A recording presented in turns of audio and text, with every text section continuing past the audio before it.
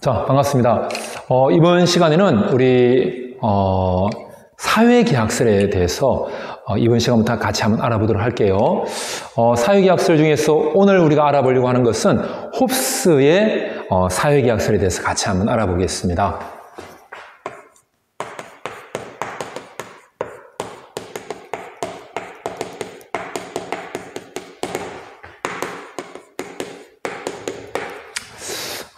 홉스는 이제 사회계약설의 선구자, 이렇게 볼 수가 있는데요. 1651년에 사회계약을 알리는 리바이어던이라는 책을 지었거든요.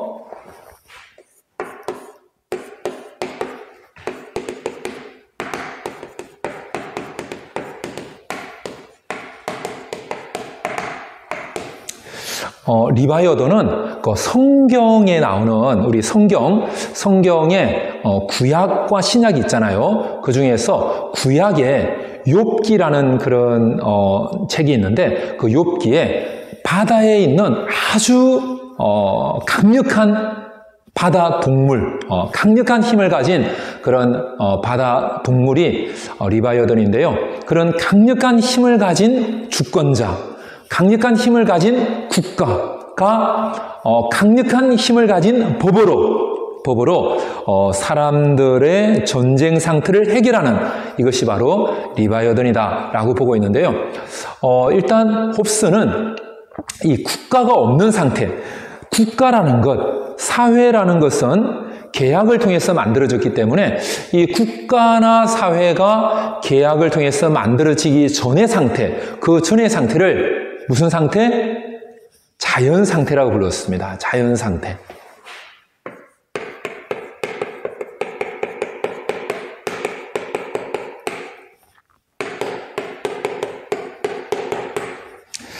이제 국가가 없기 때문에 국가가 다스리는 상태가 아니라 자연이 다스리는 상태, 그 상태를 자연 상태 이렇게 불렀거든요. 그러니까 국가가 없으니까 당연히 나라를 다스리는 누구도 없는 거죠. 통치자가 없는 거죠.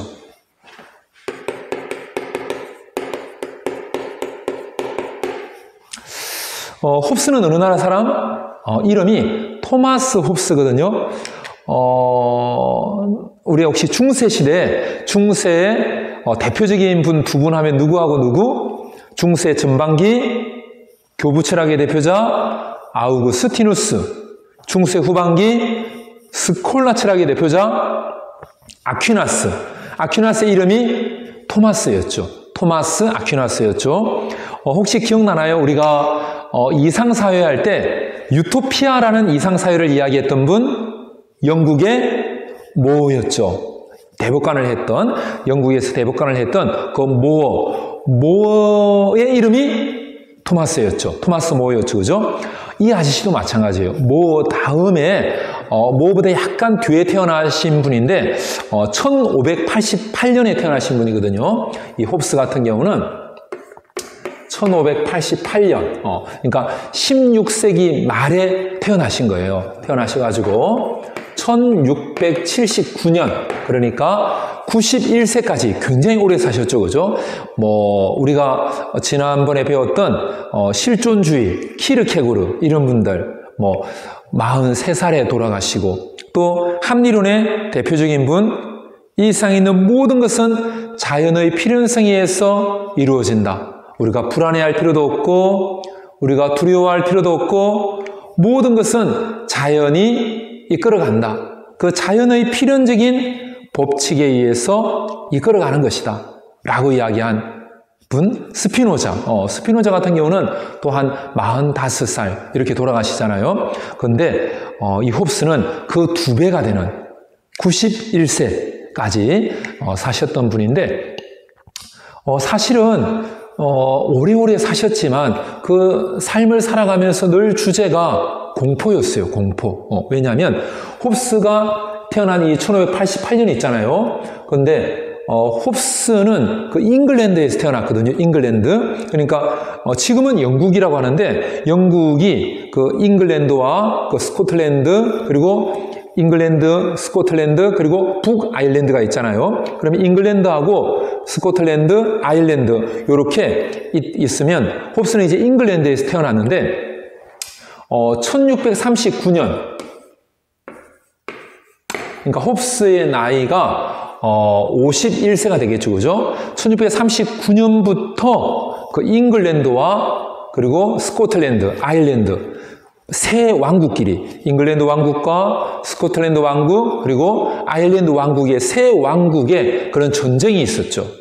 그것을 영국 전쟁 또는 삼왕국 전쟁 이렇게 부르죠. 그죠? 1639년부터 1651년까지 1년까지 이때 영국의 내전이 있었던 거죠.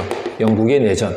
세 나라의 전쟁, 잉글랜드와 스코틀랜드와 아일랜드의 내전이라고 해서 삼왕국 전쟁 이렇게도 부르죠. 잉글랜드 왕국, 스코틀랜드 왕국, 아일랜드 왕국의 싸움이었기 때문에 그리고 요 안에 요 영국 내전 안에 1642년부터 1651년까지 1년까지는 한 9년 되죠. 그죠? 9년 동안은 잉글랜드 안에 그 홉스가 태어나고 자랐던 그 잉글랜드 안에서 찰스 1세 왕의 권한은 하나님이 주신 거야. 내 권한은 하나님이 주신 거기 때문에 아무도 내 말을 안 들어서는 안 돼. 내 말은 곧 하나님의 명령이야. 하나님이 나에게 권한을 주셨기 때문에 모두 다 내가 하는 말을 들어야 돼. 왕의 권한은 신이 주신 것이다.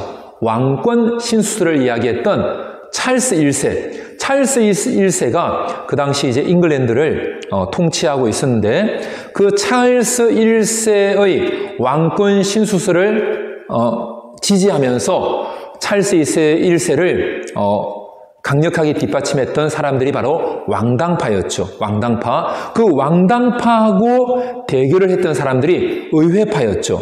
왕당파와 의회파 간의 내전이 있었죠. 그게 바로 1642년부터 1651년 요거를 영국 내전 안에서 있었던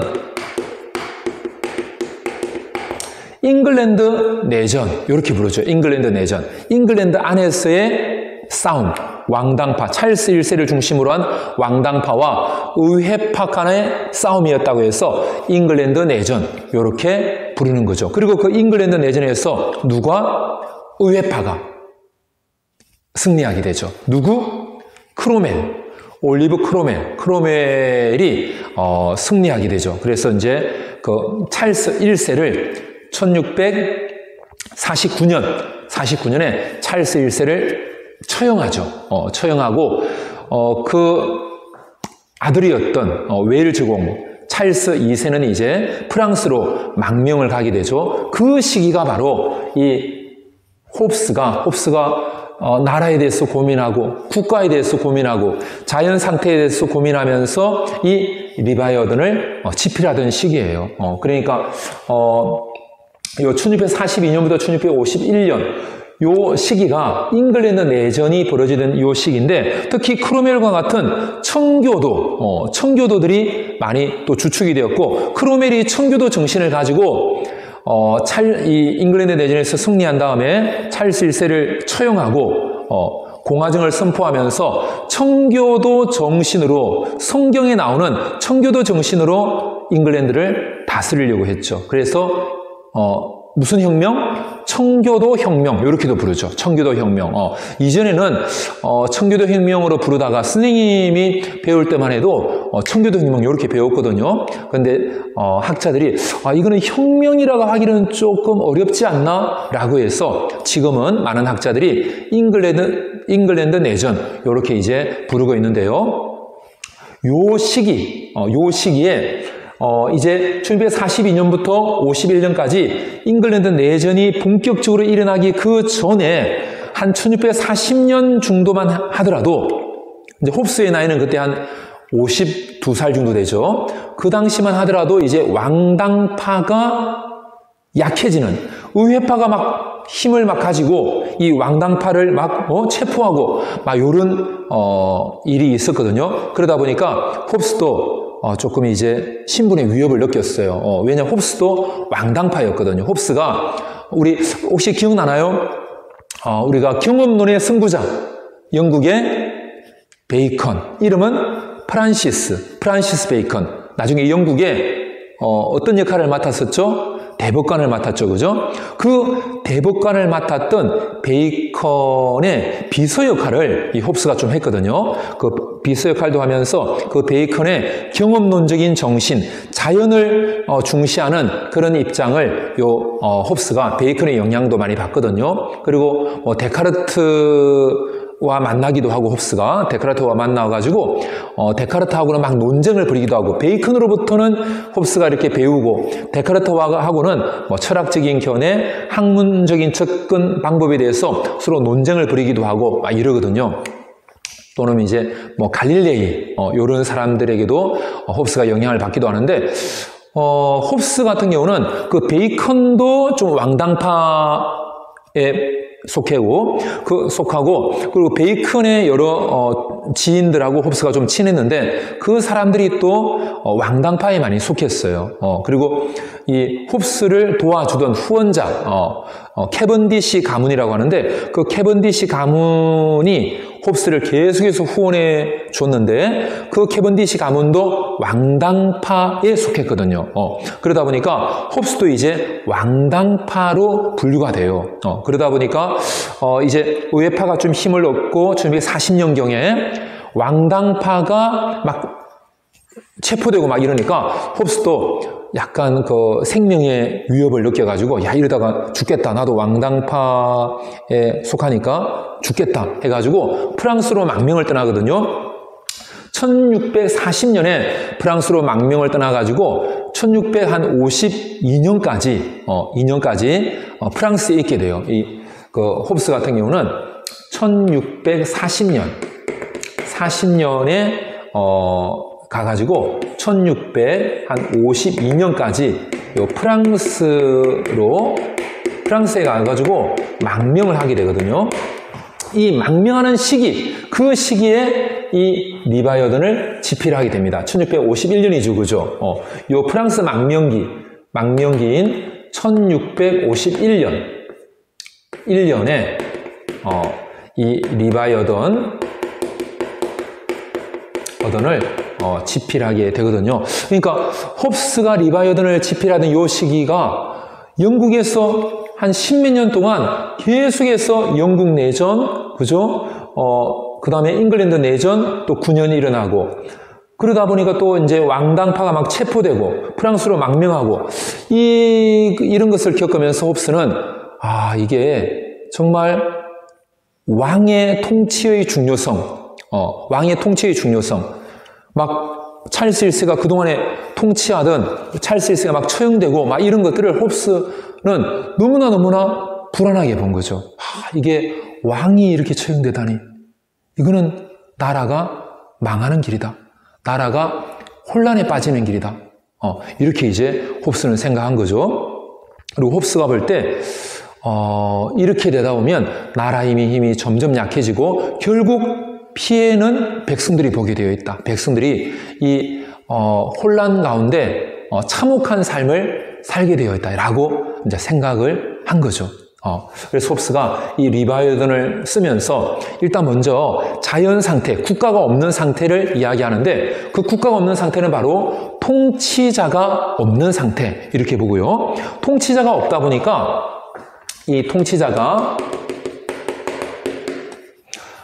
만드는 법이 없는 상태, 법이 없는 거죠. 통치자가 없으니까 법도 없는 거죠. 요 상태, 이게 바로 자연 상태.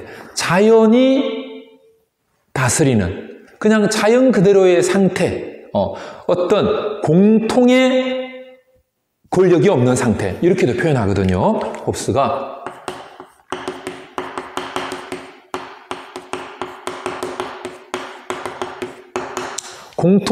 모든 사람에게 영향을 주는 그런 공통의 권력이 없는 상태. 그리고 모든 사람에게 위압감을 주는 그런 강제적인 힘이 없는 상태.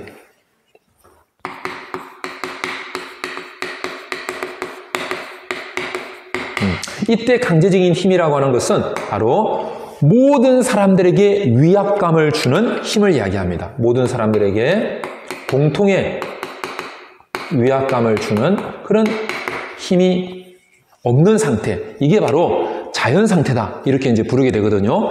자, 홉스가 이제 이 자연 상태를 어떻게 보고 있는지 잠깐 한번 볼게요.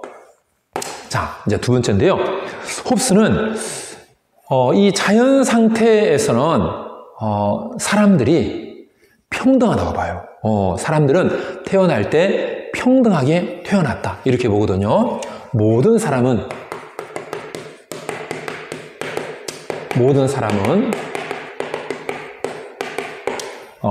평등하게 태어났다라고 이야기하는데요. 특히 홉스는 어떤 면에서 평등한가? 홉스가 이야기할 때 일단 사람들은 육체적으로, 신체적으로 평등하다라고 이야기해요. 육체적, 신체적으로 평등하다.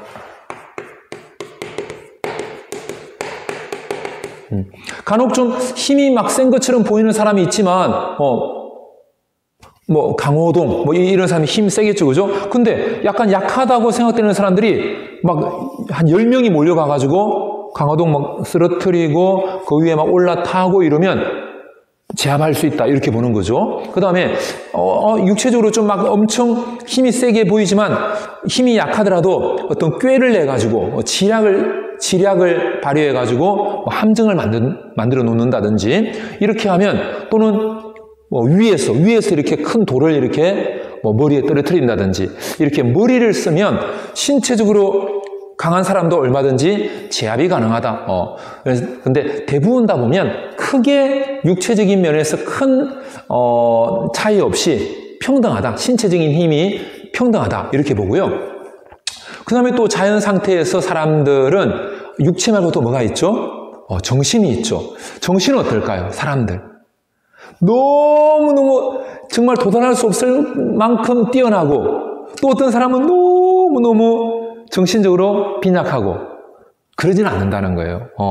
거의 사람들은 정신적으로 평등하다. 이렇게 보더라는 거죠.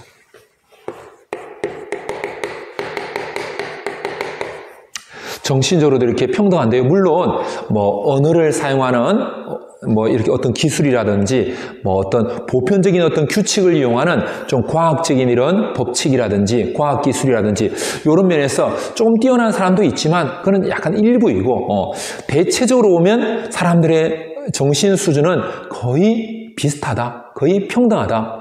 또 분별력이라든지 이런 것들 약간 경험을 하다 보면 어느 정도 시기가 지나면 이런 분별력이 다 갖추어진다는 거죠. 그래서 똑같은 경험을 하고 똑같은 시간을 보내다 보면 그런 분별력이 다 갖추어진다는 거죠. 이런다면 어떤 선생님들이 이렇게 교사를 하다 보면 어느 정도 시간이 지나고 늘 같은 일을 하다 보면 학생들은 이렇구나, 우리 학교 아이들은 이렇구나, 또 우리 학부모님들은 이렇게 정말 학교에 굉장히 협조적이시고 이렇게 아이들을 이렇게 사랑하시는 이런 훌륭한 학부모님들이 많이 계시는구나, 이런 것들 분별력이 생긴다는 거죠. 그런 교사만이 아니라 다른 직종의 일들도 일정한 시간, 비슷한 일을 하다 보면 거의 비슷한 분별력이 생긴다. 왜? 정신적으로 거의 평등하기 때문에 이렇게 이야기하더라는 거죠. 그래서 자연 상태에서 사람들은 평등하다라고 이야기하고요. 근데 이 평등에서 홉스가 이걸 도출해요. 뭐냐면 능력이 육체적, 정신적으로 능력이 평등했죠, 그죠? 육체적인 능력 비슷, 정신적인 능력 비슷했죠, 그죠? 이게 이제 능력의 평등인데, 잠깐 이거 지울게요. 지우고 능력의 평등이라고 쓸게요. 육체적, 정신적인 이게 바로 능력이죠, 그죠? 그래서 능력의 평등, 육체적이고 정신적인 능력의 평등인데, 이 능력의 평등에서 홉스는 뭘 가져오느냐면 사람들의 희망도 평등해진다라고 이야기해요. 사람들의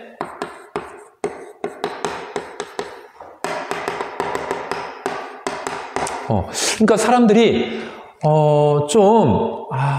좀 안락하게 내가 쉴 수 있는, 겨울에 너무 추운데 좀 겨울에 바람을 피해서 우리 아이들과 함께 우리 가족들이 좀 따뜻한 곳에서 바람 피하고 편안하게 이렇게 쉴 수 있는 따뜻한 거처가 있으면 좋겠다. 이런 희망을 거의 사람들이 비슷하게 가지더라는 거죠. 우리 아기가 지금 태어나서 얼마 안 됐는데, 우리 아기가 좀 이렇게 영양가 있는 맛있는 분유 이렇게 먹었으면 좋겠다 라고 하는 생각을 거의 모든 사람들이 비슷하게 가지더라는 거죠.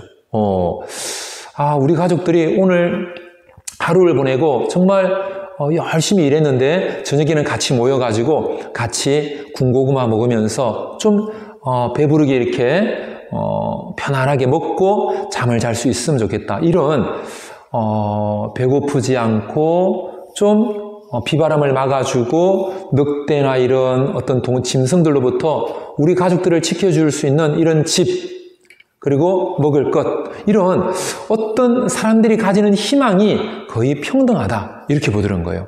희망의 평등. 근데 이 희망 중에서 목적하는 사람들이 좀 내가 따뜻하게 쉴 수 있는 이런 집이 있으면 좋겠다. 내가 우리 아이들과 함께 우리 아이들에게 분유 주고 우리 아이들에게 이렇게 군고구마 주고 했으면 좋겠다. 이런 것들이 사실은 다 이렇게 지향하는 목적을 보면 사실은 한 가지 제일 높은 목적을 가지고 있다는 거죠. 그게 뭘까요? 예를 들면 아리스토텔레스 같은 경우는 사람들이 선을 향해서 나아가는데 그 선이 또 다른 선을 목적으로 했죠. 그죠? 그리고 또 다른 선. 그래서 사람들이 추구하는 최고의 선은 내가 뭐 하는 것? 행복한 것. 행복이 최고의 선이다 라고 이야기했죠. 근데 홉스 같은 경우는 사람들이 희망하는데 그 희망이 목적하는 게 있다는 거예요. 그 목적이 뭘까요? 그것은 바로 자기를 보존하는 것이다 라고 이야기합니다.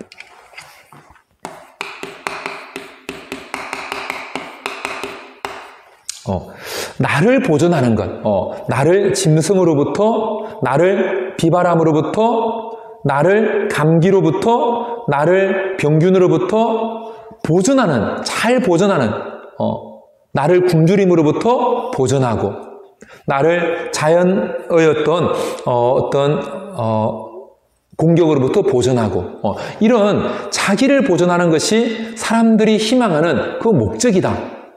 대체로 사람들이 그렇게 자기 보존을 목적으로 한다 이렇게 봤거든요. 근데 홉스가 보니까 이렇게 자기 보존을 목적으로 하다 보니까 사람들이 저 사람 옆에 사람 보니까 막 열심히 일해가지고 쌀이 막 엄청 비옥하게 가을에 수확을 한 거예요.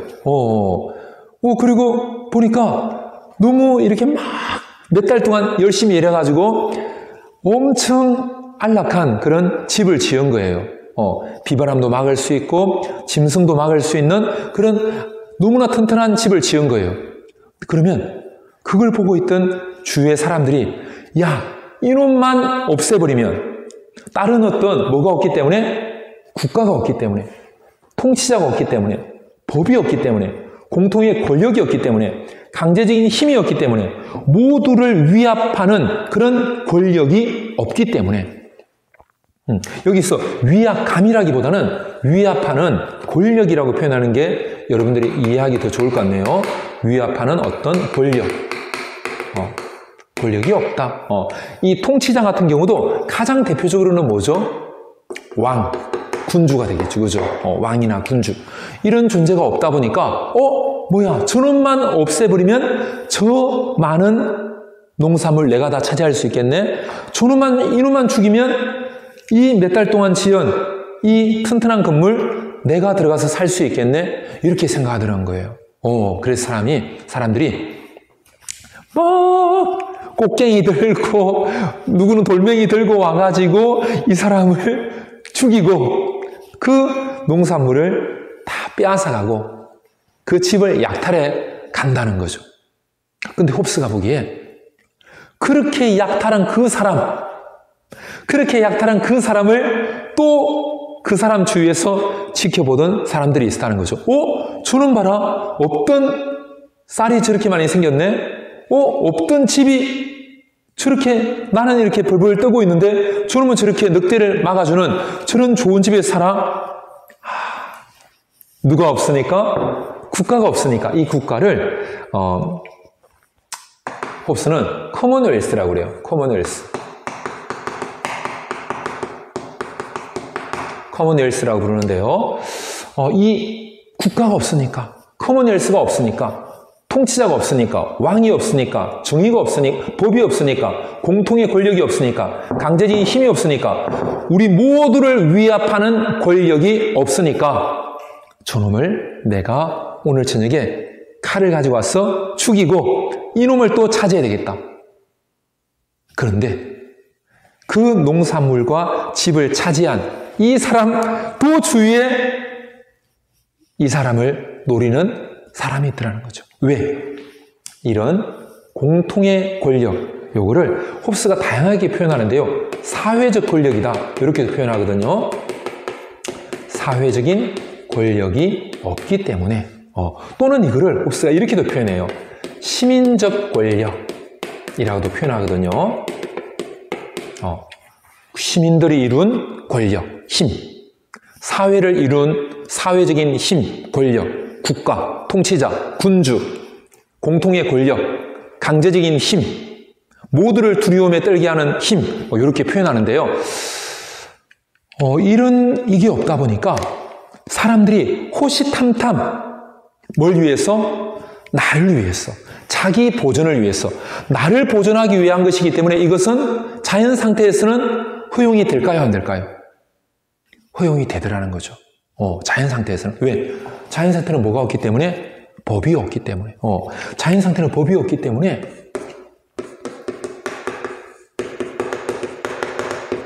불법이라는 것도 없어요. 법이 없으니까 당연히 불법도 없는 거죠. 누구를 죽였어요. 그걸 빼앗아서 내가 먹고, 내가 그 집에서 살고, 내가 안락하게 늑대로부터 보호받기 위해서 이 사람을 죽였어요. 그럼 그게 죄가 안 된다는 거죠. 그게 불의한 행동이 안 된다는 거죠. 왜? 법이 없기 때문에. 법이 없으니까 당연히 불법도 없는 거죠. 불법이 없으니까 당연히 이 행동이 불의한 행동도 아니라는 거죠. 법이 없으니까 불법도 아니고, 불법도 아니니까 불의하지도 않다. 나 살기 위해서 자기 보존, 나를 보존하기 위해서 이놈이 가지고 있는 저 쌀을 내가 가져오면 나를 보존하는 데 도움이 되겠네? 내가 좀 안전하게 지낼 수 있겠네? 내 생명이 좀 더 잘 유지될 수 있겠네? 그러면 자연 상태에서는 이 사람을 저녁에 가서 칼로 죽이고 가져오는 것이 허용된다는 거죠. 누가 허용한다? 자연이 허용한다. 왜? 법이 없기 때문에.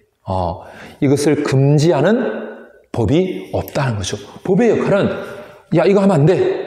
이거 하면 안 돼. 이거 하면 안 돼. 이렇게 잘못된 것을 금지하는 것인데, 그런 금지하는 법이 없기 때문에 그렇게 다른 사람을 죽이더라도 자연 상태에서는 다 허용이 된다라고 보는 거죠. 그래서 살인도 뭐가 아니다? 불의가 아니다. 다른 말로 살인도 뭐가 아니다? 불법이 아니다 라고 하는 거죠. 이게 지금 홉스의 입장인데요. 자기 보존을 위해 사다 보니까 이것이 허용이 되더라. 이렇게 다른 사람을 뭐 하는 것이 허용된다고 하는 거죠? 남을 살인하는 것도, 심지어는 남을 약탈하는 것, 침략하는 것, 이런 행위들이 자연은 그것을 허용하더라는 거죠. 뭐가 아니다? 불법이 아니다. 왜? 법이 없기 때문에. 불의가 아니다. 이렇게 보는 입장이거든요. 자, 그러면 결국 이렇게 자연이 이것을 다 허용하고 사람들이 내가 좀 더 편안하게 지냈으면 좋겠는데 내가 좀 더 따뜻하게 지냈으면 좋겠는데 내가 좀 배부르게 지냈으면 좋겠는데 이런 사람들 속에 욕망이 있더라는 거죠. 사람들에게 욕구가 있다는 거죠. 내 생명 보존해야 돼. 나 보존돼야 돼. 그리고 나 좀 따뜻하게 지내고 싶어. 나 늑대한테 잡아먹히기 싫어. 그냥 안락하게 안전하게 지내고 싶어. 이런 사람들의 어떤 욕망, 그리고 그 욕망과 함께 사람들에게 들어오는 정념, 욕망과 정념. 이제 이 정념은 그 욕망이 섞여 있는 그런 감정들, 욕망이 포함된 감정들, 이런 것들 우리가 보통 정념 이렇게 이제 표현하죠. 이게 사람들에게 이 욕망과 정념이 있다 보니까 저 이익을 좀 내가 더 많이 가지고 싶은데, 내가 안전하게 지내고 싶은데, 내 생명 잘 유지하고 싶은데, 이런 욕망과 정념이 있더라는 거죠. 이 욕망과 정념을 가지고 사람들이 이익을 추구하는 거죠. 물론 그 이익 추구의 목적은 뭐가 되는 거죠? 정념과 욕망을 가지고 이익을 추구하는데 농산물, 집, 옷 막 이익을 추구하죠, 그죠? 근데 그 이익을 추구하는 목적은 결국 자기 보존이라는 거죠. 나를 좀 안전하게 잘 보존하는 것, 나를 잘 보호하는 것, 나를 잘 방어하는 것, 집을 지어서 이게 목적이라는 거죠. 자기 보존. 이게 허용이 되다 보니까 사람들이 자연 상태에서는 살인하고 약탈 이런 것들이 자연 상태에서는 금지하는 법이 없다. 금지하는 왕이 없다. 금지하는 국가가 없다. 금지하는 사회가 없다. 금지하는 공통의 권력이 없다. 그래서 자연이 허용을 하더라는 거죠. 왜? 나를 보존하기 위한 행동이기 때문에. 그러다 보니까 사람들은 이 사람은 이 사람 공격, 또 이 사람 주위에서는 이 사람에게 공격, 이 사람 주위에서는 또 이렇게 공격. 서로가 서로를 공격하는 그런 일이 자연 상태에서 벌어지게 되었다.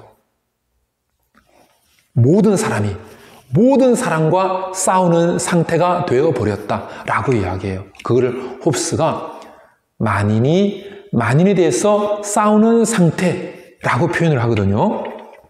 이 상태를 홉스가 드디어 이 상태를 뭐라고 표현하느냐면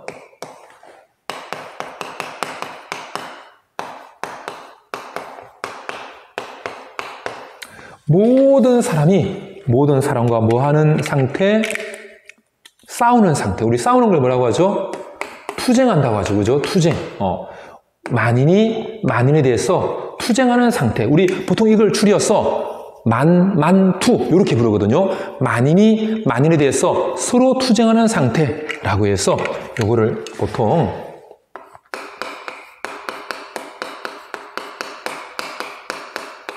만만투 이렇게 불러요. 만인에 대해서 싸우는 상태, 투쟁하는 상태. 그러니까 이걸 또 다른 말로 투쟁하고 싸우니까 서로 뭐 하는 상태가 되는 거죠? 전쟁하는 상태가 되는 거죠. 서로 간에 만만투라고 하는 것은 서로 간에 전쟁하는 상태가 되는 거죠. 전쟁의 상태. 그래서 홉스는